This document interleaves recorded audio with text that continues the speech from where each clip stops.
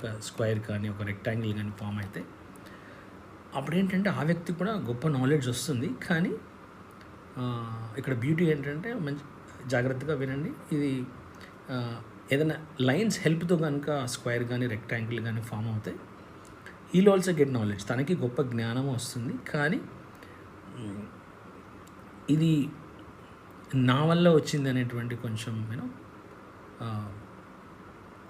అహం are proud కానీ ego కానీ వచ్చే ఛాన్సెస్ ఉంటాయి. ఈ రెక్టాంగిల్ కానీ స్క్వేర్ కానీ మిగతా లైన్స్ హెల్ప్తో ఫామ్ అవుతాయి.